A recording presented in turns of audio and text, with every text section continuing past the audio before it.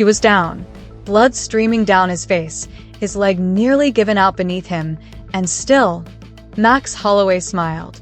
Not a smirk, not bravado, a real smile, like a man enjoying the best moment of his life, while everyone else in the building held their breath for him.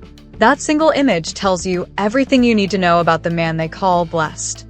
But to understand how he got there, we have to go back to a rough neighborhood in Hawaii, where a skinny teenager with fast hands and an even faster mouth was about to begin one of the wildest journeys in fighting history. Max Holloway grew up in Waianae, a tough part of Oahu where opportunities were slim and trouble was everywhere. Life wasn't easy, but young Max found something that gave him purpose: martial arts. He started training, and it didn't take long for people to notice this kid had something different. He wasn't the biggest. He wasn't the strongest. But he had heart, and he had a work ethic that bordered on obsession. By the time he was a teenager, he was already fighting professionally, years before most fighters even think about stepping into a cage. At just 19 years old, Max got the call every young fighter dreams of: a shot in the UFC. Most teenagers his age were worried about final exams. Max was stepping into the Octagon against a killer named Dustin Poirier. It didn't go his way. He lost that fight. But here's the thing about Max Holloway: losses never broke him. They built him. He went back home, back to the gym, and got to work. Over the next few years, something incredible started happening. Fight after fight, Max kept winning. He wasn't knocking everyone out in spectacular fashion right away. He was doing something more dangerous. He was outthinking people. He was breaking them down, round after round, with a pace that never slowed. Opponents would come in confident, and by the third round, they'd be gasping for air while Max just kept coming, like a machine that never needed to stop. Then came the winning streak that made the entire sport pay attention. Win after win after win. People started whispering his name in the same breath as legends. He wasn't just winning, he was doing it against legitimate killers. And through every fight, that same personality showed through. He'd talk to opponents mid-fight. He'd smile when he got hit. He'd turn to the crowd and grin like he was having the time of his life, even while trading punches with some of the most dangerous men on the planet. But every young king needs his coronation, and Max Holloway's came against a legend. Jose Aldo was untouchable. For nearly a decade, he was considered one of the greatest featherweights to ever live, a man who had never lost his title in that division. He was feared. He was respected. And in 2017, Max Holloway walked into the same cage as him, not as a challenger who hoped to win, but as a man who expected to win.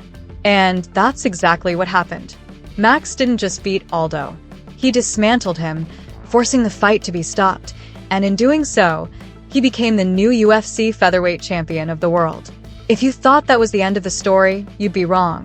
Because a few months later, in a rematch nobody thought Max needed, he did it again, even more decisively.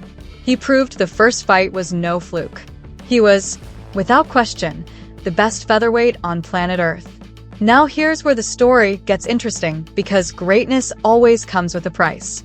Max defended his title multiple times, including a legendary war against Brian Ortega, a fight so brutal and exhausting that Max later admitted something had gone wrong inside his head during it. He couldn't remember parts of the fight afterward. It was a wake-up call. Fighting at the highest level takes a toll that the fans watching at home rarely see. But Max kept pushing forward, because that's who he was. Then came a rival who would define years of his career, Alexander Volkanovski. 2 fights against Volkanovski went to the judges, both incredibly close, both ending in defeat for Max by decision. The kind of fights where fans still argue to this day about who actually won. Losing his title stung. Losing it twice to the same man stung even more. Many people thought Max's time at the top was over. But Blessed doesn't quit. He doesn't sulk. He adapts. Max made a decision that shocked everyone. He decided to move up in weight, leaving the division he had once ruled, and fight as a lightweight against one of the most feared strikers in the sport, Justin Gaethje. This fight was for something special, a symbolic title called the BMF belt, given to the fighter who represents pure guts and toughness. And what happened in that fight became the stuff of legend. From the very first round, Max and Gaethje stood in the middle of the cage and threw bombs at each other. No circling, no hesitation, just two men trying to prove who wanted it more. In the second round, disaster struck. Max's leg buckled from a vicious kick, and for a moment, it looked like the fight might be over. He was hurt. He was bleeding. Any normal person would have looked for a way out. Instead, Max Holloway smiled. He turned to the crowd, blood on his face, leg damaged, and flashed that same grin he'd been showing since he was a teenager tearing through the featherweight division. It was as if he was saying, "Is this the best you've got?" And then he did the unthinkable. He took over the fight.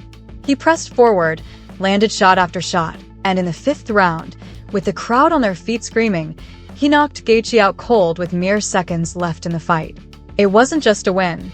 It was one of the most talked about finishes in UFC history, a moment that will be replayed for decades.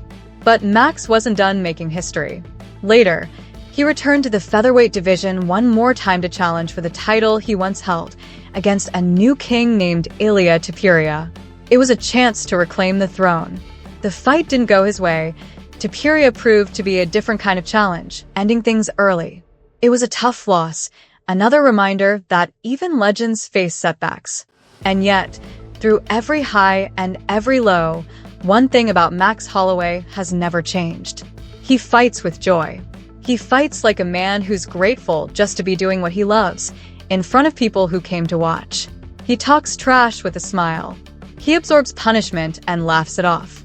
He gets knocked down and gets back up every single time, without excuses, without complaints. Think about what this man has been through. A teenager thrown into the deep end of the toughest sport in the world. A champion who conquered a legend not once, but twice. A warrior who fought through wars that left him with memory gaps and stitches and bruises that would keep most people in bed for weeks. A man who lost his title in heartbreakingly close fights and instead of fading away, moved up in weight to prove himself all over again against one of the scariest strikers alive, and one in the most dramatic fashion imaginable. Max Holloway isn't just remembered for his championship belts. He's remembered for the way he fights.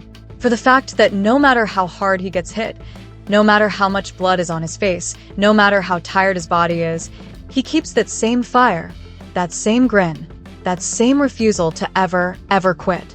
He turned pain into entertainment. He turned adversity into some of the greatest moments this sport has ever seen. That's the story of blessed Max Holloway, a kid from a rough part of Hawaii who became one of the most beloved warriors the fighting world has ever known, not because he never lost, but because of how he responded every single time he did. He reminds us that greatness isn't about avoiding hard times. It's about smiling through them, standing back up, and coming back stronger than before. And if his career has taught us anything, it's this: the story of Max Holloway is far from finished. Every time people think he's done, he finds a way to remind the world exactly why they call him blessed.